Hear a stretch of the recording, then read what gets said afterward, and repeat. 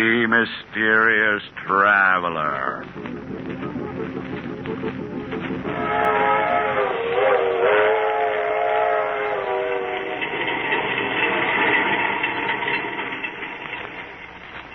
This is the mysterious traveler, inviting you to join me on another journey into the realm of the strange and the terrifying. I hope you will enjoy the trip, that it will thrill you a little and chill you a little. So settle back, get a good grip on your nerves, and be comfortable, if you can. Where are we going? We're going to join Charles Foster as he takes an excursion into crime. I call the story The Case of Charles Foster.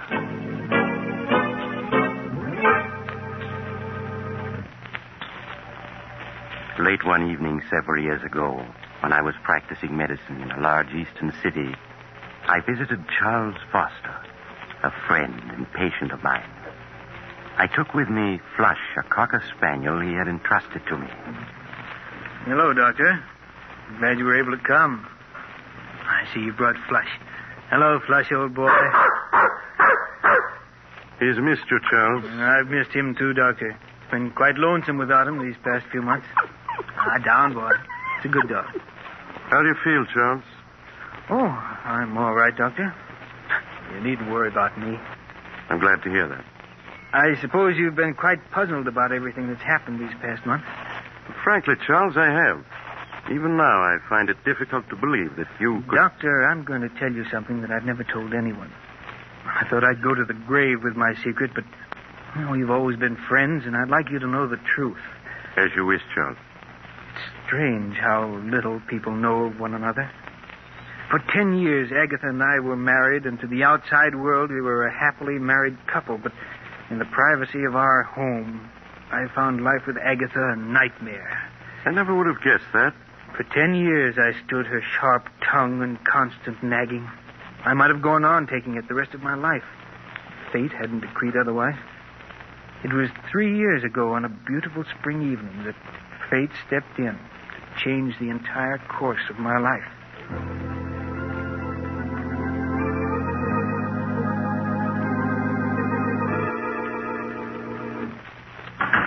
Is that you, Charles? Yes, Agatha? Did you remember to buy me some more of my cough medicine? Yes, here it is. Supper ready? Some men would be more interested in their wives' health than their own suppers. I'm sorry, Agatha, but you really don't look sick to me. That's because you don't care. I'm not well, and you know it. I work myself to death day in and day out keeping this house clean, and little thanks do I get for it. I've told you before, Agatha, if the house is too much for you, hire a maid. And how exactly can we afford a maid on your miserable bookkeeper's salary? Well, if you can't manage it out of my salary, there's always the $50,000 your father left you. That money is mine, and I'm not spending a single cent of it. It's up to you to provide a maid. All right, Agatha. Please, let's not quarrel.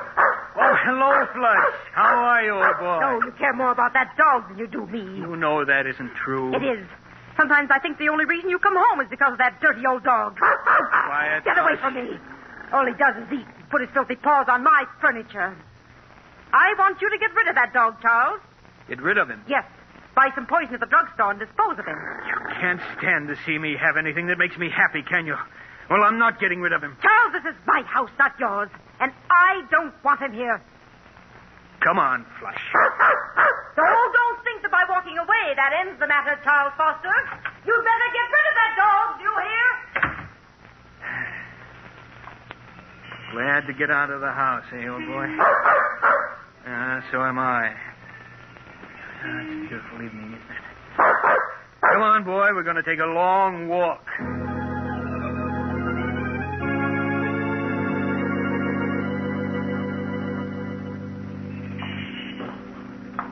You want to turn around and go home now, Flush? No, neither do I. Pardon me, but aren't you Charles? Julia! Julia Sanders! Charles, I thought it was you. Oh, let me look at you. Oh, Julia, you haven't changed a bit. You're as lovely as... How long has it been since we last saw each other? 10 years, almost 11. Has it really been that long? Julia, have you ever forgiven me for what happened? Of course, Charles. I was so insanely in love with you, Julia, that I couldn't bear to have other men look at you. You know that I didn't mean I know, to... Charles. I've thought of that night constantly. It's been like a nightmare ever since. Please, Charles, it's all past and forgotten now. You were perfectly justified in breaking our engagement. After what I'd done, there was nothing else you could do. I understand you married Agatha Winthrop a year after I'd gone abroad. Yes, Julia. After you left for Europe, people kept telling me what a wonderful wife Agatha would make me. I allowed myself to be convinced and married her. Well, I'm sure everything turned out for the best. Oh, but it didn't, Julia. Almost from the beginning, our marriage was a failure. For these past 5 years, Agatha and I have merely been living together under the same roof. Oh, I'm sorry, Charles, that it didn't turn out well. Nothing turned out well, Julia, after I lost you. I hope things have been better with you these past 11 years. Oh, I can't complain. I spent a number of years in Paris studying art and working at dress designing. Oh. I only came back a few months ago. You've never married? No. I'm working now for Morgan's department store as their art director. Oh, really? Well, my office is only a few blocks from there. Look, Julia, why don't we have lunch together tomorrow? There are so many things I'd like to know. Well, I'd like to, Charles, but I think it would be much better that we don't. Oh, now, surely, Julia, there's no harm in two old friends having lunch together, is there? No, I suppose not. I won't take no for an answer. Do you know where Drake's restaurant is? Yes. Will 1 o'clock tomorrow be all right? Yes, that's my usual lunch hour. Good, then it's a date.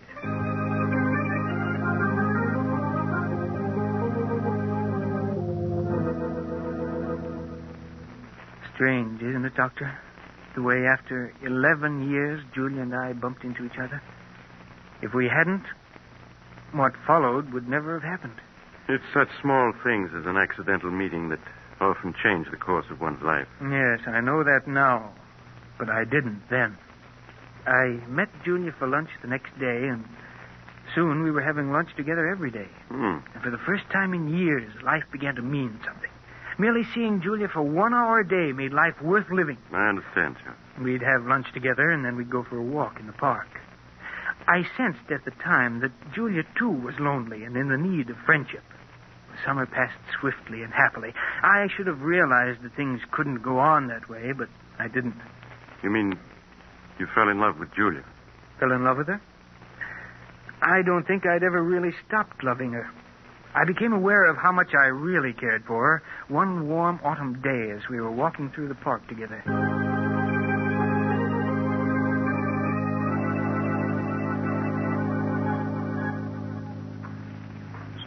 Julia. Yes, Charles? What about going to the theater with me tonight? Oh, I wish you hadn't asked me, Charles. Why? Because it means we can't go on seeing each other anymore.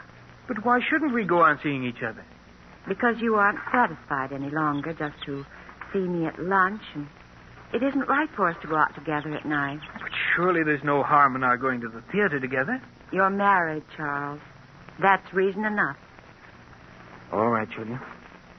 Forget I ever asked you. But at least we can go on having lunch together, can't we? No, Charles. Oh, but... Can't you see? Things can never be the way they were. We've become dependent upon each other, and we have no right to be. We can't go on seeing each other any longer. It isn't fair to Agatha. But you know that Agatha and I mean nothing to each other. We haven't for years. Nevertheless, she's your wife. Julia, you know I love you. I've always loved you, and I can't do without you. Charles, you're just making it difficult for both of us. Julia, you do love me, don't you? Yes. But can't you see, it's no use. I remember Agatha only too well. She'd never give you a divorce. I know she won't.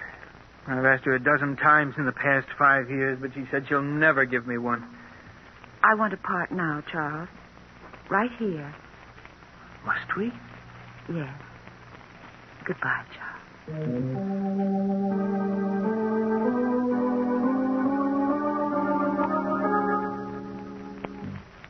My life seemed to end that day, Doctor, with our parting. I went through the motions of living, but nothing seemed to matter any longer. I can well understand that. Months went by. Every day after work, I stayed in town, unable to face an evening at home with Agatha. When I did arrive home late at night, she'd be waiting for me. Is that you, Charles? Yes, Agatha. Sorry if I woke you. No lot you care. coming in night after night at all hours, leaving me alone in this big house. Oh, don't think I don't know what you're up to. I know you're kind, Charles Foster. You better go to sleep, Agatha. A fine chance I have to sleep with you putting on the bathroom light. You know I can't sleep when that light's on. Take me a minute to brush my teeth, then I'll turn off the light. Agatha, Well, what is it now? what's this bottle of prussic acid doing in the medicine chest? That's a deadly poison. I know that. I got it from Mrs. Smedley, the druggist's wife. She used it to get rid of an old cat they had. When I told her about Flush, she said it was What's a thing... that about Flush? I said Mrs. Smedley gave me that bottle of prussic acid so I could get rid of Flush. I'm going to put him out of his misery tomorrow. You'll do no such thing, do you hear? If you so much as lay a hand on Flush, I'll kill you. I'll kill you, do you understand? Yes, Charles. You get rid of that poison tomorrow. Let's have no more talk of putting Flush out of his misery.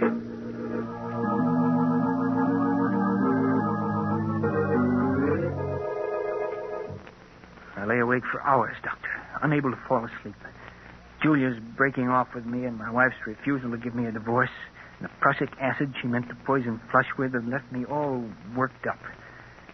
Then Agatha began coughing. That cough she'd cultivated for years to give people the impression that she was an invalid. Well, after she'd coughed her usual 5 minutes or so, she got out of bed and started for the bathroom where she kept her cough medicine. Oh, that's that chair. Why don't you turn on the light so you can see where you're going? I can see perfectly well where I'm going. Besides, on your salary, we can't afford to waste electricity. I knew there wasn't any use in saying anything more. For years, Agatha had gotten up every night and groped her way to the medicine chest where her cough medicine was. Nothing could make her change her habits. I lay in bed listening as she opened the medicine chest and fumbled in the corner where she always kept the bottle. As I heard her groping for her medicine, I suddenly thought of the bottle that was standing next to it. The bottle of prussic acid. Without thinking, it came to mind. If only she'd take the prussic acid instead of the cough medicine. If she did, I would be free. Free of her constant nagging and whining. Free to see Julia. Then I knew it was useless to hope for such a mistake to happen. Agatha's cough medicine always stood in the same corner of the medicine chest. Even in the dark, she'd never take the bottle of prussic acid. And then it came to me. What if the bottles were to be switched? What if the following night the prussic acid were placed in the customary spot of the cough medicine? Suddenly it was all very clear to me what I was going to do. Agatha? Well? Agatha, I've been thinking over what you said about Flush. What? I suppose you're right. Flush should be disposed of. He certainly should. He's old and he's smelly. It'll be a blessing for him to be put out of his misery. Yes, of course. I'm sorry I shouted at you before, Agatha, but, well, I see now that you're right. When are you going to do it? Oh, we'll wait until Saturday. And none too soon, either. You're sure the prussic acid won't make him suffer? Nonsense. Of course it won't. Mrs. Smedley said nothing works faster than prussic acid. Oh, you told her what it was for. That's fine. Very well, Agatha. Just leave everything to me.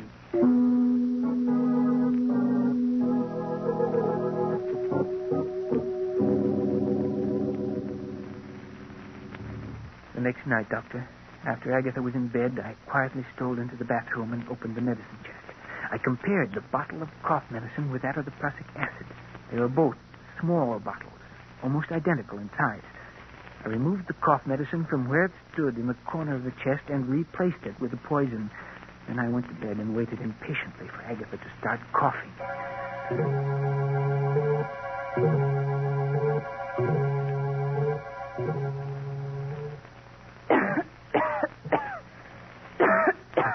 Can I get you a glass of water or something, Agatha? Water won't do any good. What I need is my cough medicine. Oh, that's that chair. Why don't you turn on the light? Because I can see perfectly in the dark. Besides, someone's got to economize on the electricity in this house. I lay there in the darkness, listening to her grumble as she opened the door of the medicine chest. The blood pounded in my ears as I heard her fumbling for the bottle. Would she feel the slight difference in the bottle when she picked it up? Scarcely able to breathe, I waited. Listened. And she fell to the floor. I quickly got out of bed, turned on the lights, and went into the bathroom. She was lying on the floor, quite dead. There was an agonized look on her face. I returned the bottle of cough medicine to its proper place, and then I phoned the police.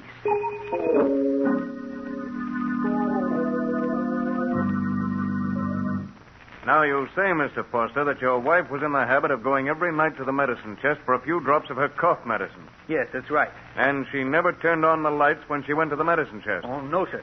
Wasn't that a bit unusual? Well, I always used to tell her to turn on the lights, but she said it was a waste of electricity. I see. And you say your wife... It was her who placed the bottle of prussic acid in the medicine chest next to her cough medicine, eh? Yes, sir. I'd never touched the bottle of prussic acid. You see, it was my wife who procured it, and she... Yes, Mr. Smedley, the druggist, has testified that his wife gave it to your wife. Mr. Foster, are you familiar with the contents of your wife's will dated 10 years ago? Yes, I am. Then you know, of course, that your wife left her entire estate to the Home for the Aged. Home for the aged? Oh, yes. I fought to keep my face expressionless, to prevent him from learning that I hadn't known. All the years we'd been married, Agatha had given me to understand that all her money would go to me. Now I knew that she'd been lying. Her will had been made out in favor of the Home for the Aged for years. I began to feel angry at the way she'd cheated me. But a moment later, I was grateful that she had. Frankly, Mr. Foster, your wife's death occurred under very suspicious circumstances, to say the least. For years, she'd gone to the medicine chest every night without mishap. And yet, on the second night that there was a bottle of prussic acid in the chest, she met her death. Were it not for the fact that your wife had left her entire estate to the Home for the Aged, I might be inclined to go further with this investigation. As it is, I'll instruct the coroner's jury to bring in a verdict of death through accident. That's all, Mr. Foster.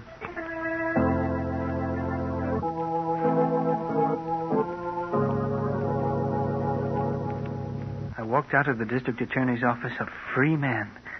A few days later, I moved out of the house which had been Agatha's and took up quarters elsewhere.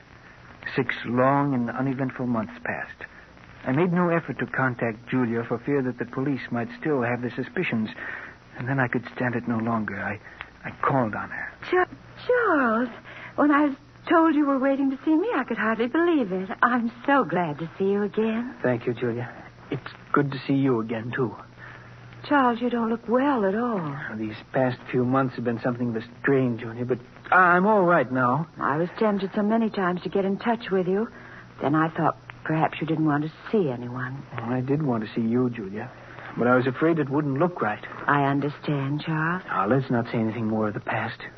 Only the present and the future. Julia, do you think we might try to pick up where we left off last autumn? We can try, Charles.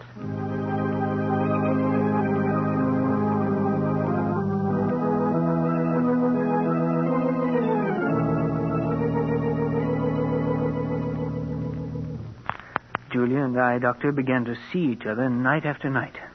Life for me became exciting and wonderful the way it had been 11 years ago before Julia and I had broken our engagement. Didn't you ever stop to think of what you'd done? You mean Agatha? Yes. No, Doctor.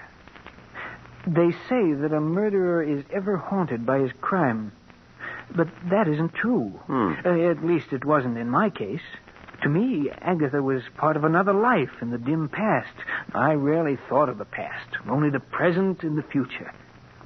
No, if I had any fears at all, it was the fear that something would spoil the happiness that Julia and I had found together. But nothing did. And a few months later, we were married with you as my best man. Yes, I remember. My second marriage was everything that my first hadn't been. The first time in my life I knew what true happiness meant.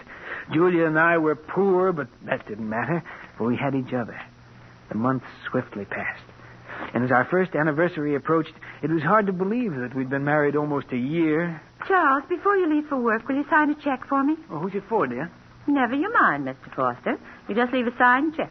I'll fill in the amount and the party it's meant for. Mrs. Foster, you're acting very mysterious. Well, a wife has a right to act mysterious once a year. Darling, I suspect you're going to use this check to buy me an anniversary present. Well, whatever you get me, please don't make it neckties. Well, I'll have you know I have very good taste in neckties. I know you do, dear, but I have to wear them.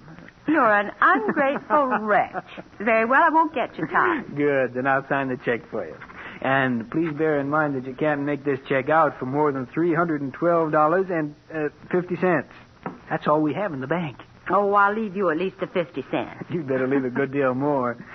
We won't be going up to Lake Ellis. Charles, are we going up to Lake Ellis? Oh, it slipped out. And I meant it as an anniversary surprise. Oh, Charles, that's wonderful. When are we going? This Friday afternoon. I've rented a cabin and a small motorboat on Lake Ellis for the weekend. Oh, darling, what an exciting surprise.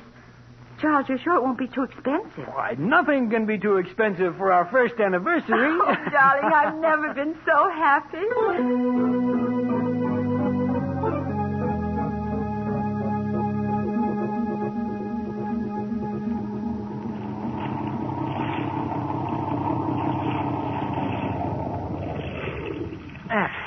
This looks like a nice place to fish.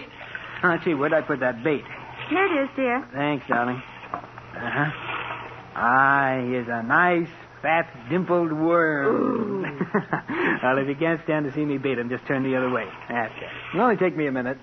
Charles, look. Let's wait till I get this There's smoke coming out of the engine hatch. What's that? Yes, you're right. It's on fire. There are flames shooting out. Fire extinguishers at the other end of the boat. Charles, you'd never make it. You'd be burned. Yes, you're right. Besides, even the extinguisher wouldn't do much good now. The fire's too big. What are we going to do? Oh, the heat is becoming unbearable. There's only one thing we can do, Julia. That's go over the side. We're almost in the center of the lake. I can't swim. But I can, dear. I'll manage to keep us above water somehow. Well, all right, darling. I'll do whatever you say. We'll come through this, Julia. Now, don't be afraid. Now, I'll slip over the side of the boat first, and you follow. All right. Now, hurry, Julia. Let yourself down into the water. I'll keep you afloat. Yes, Charles. That's it. Now, let go of the side of the boat. I have you. Yes, Charles. Now, don't be afraid, darling. You see? It's no trouble keeping you above water. Now, just relax, dear, while I swim with you a bit. We've got to get a good distance from the boat. It may explode. Yes, Charles. Do you see any boats around? No, but someone's bound to see the fire and come to our rescue. Until they do, we must have courage.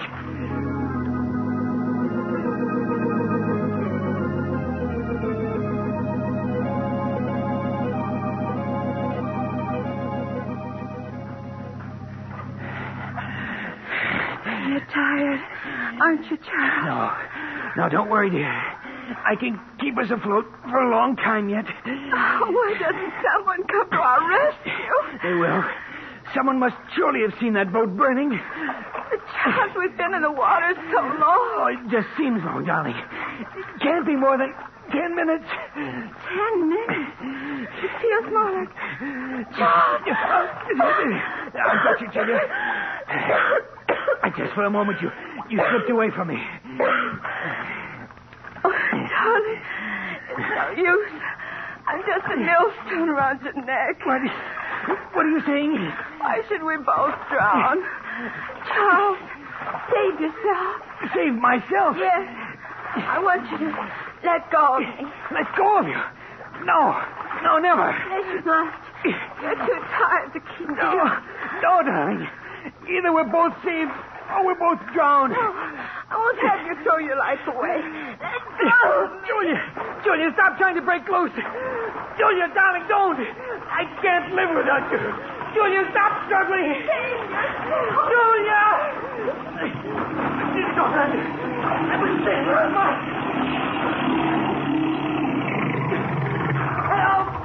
Help, my wife. My wife. Yeah, we saw it all. Hey, Mike, he's passed out. Get him before he goes under. I got him. Here, help me get him aboard, Skipper. All right. Any sign of his wife? She's gone, Skipper. Yeah, too bad. Well, if it's the last thing I do, I aim to see justice done to this fella. She never had a chance. You see him shove her under? It was murder, that's what it was.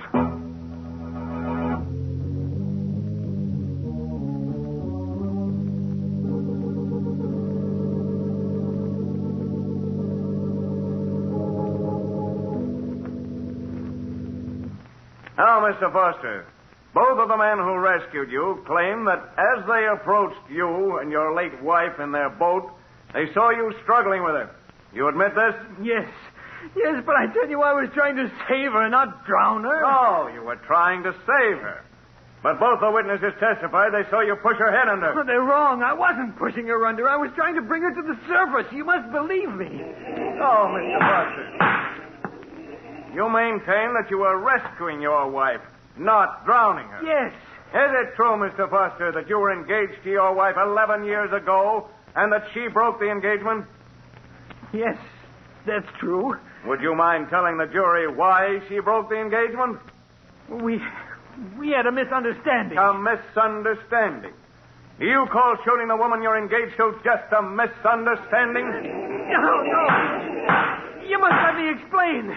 It's true that 11 years ago I did shoot Julia, but I've been drinking. I didn't know what I was doing. Mr. Foster, you do admit shooting and wounding her? Yes. Have you ever seen this before? Why, yes. That's the insurance policy I took out for Julia and myself. Exactly. And when was this policy taken out? Well, about a month ago. June 15th, to be exact. And what's the value of this policy, Mr. Foster? Well, if either my wife or myself died, it provided $10,000 for the survivor. Yes, Mr. Foster. If either you or your wife died a natural death, it provided $10,000 to the survivor. But there's also a double indemnity clause in this policy, isn't there? Yes, but One that provides you with $20,000 if your wife died an accidental death, such as drowning. That's true, but I swear I didn't drown my wife. I tell you, I was trying to save her, not drown her. You must believe me. You must.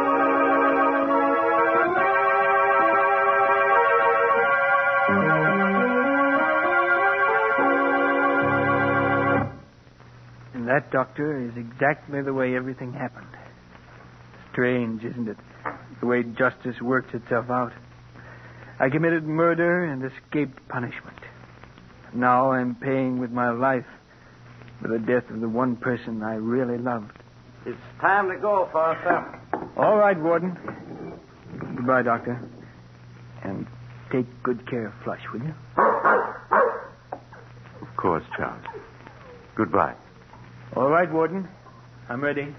Let's go.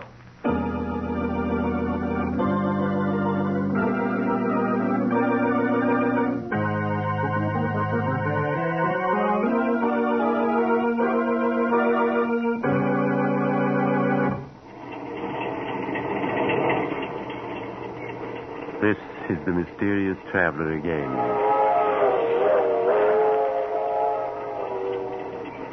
Did you enjoy our little trip? Too bad about Charles Foster, wasn't it? As he was strapped into the electric chair, there was an ironic smile on his lips. For he was being executed for something he had not done. But as Charles himself said, justice has a strange way of working itself out. I knew another man once who thought it would be a simple thing to dispose of his wife. Unfortunately, he... Oh, you're getting off here? I'm sorry. But perhaps we'll meet again soon. I take this same train every week at this time.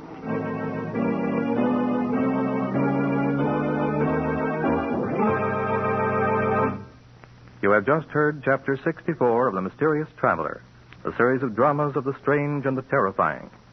In tonight's story, The Case of Charles Foster, Humphrey Davis played Charles Foster, Nancy Sheridan played Julia, and Joan Shea played Agatha. The Mysterious Traveler is written by Bob Arthur and David Cogan, and original music is played by Henry Silverne. The entire production is under the direction of Jock McGregor.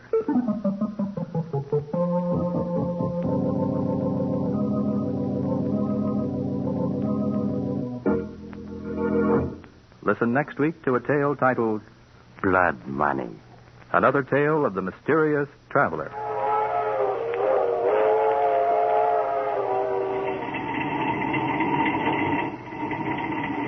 The Mysterious Traveler is presented by WOR Mutual from the WOR Studios in New York. This is Mutual.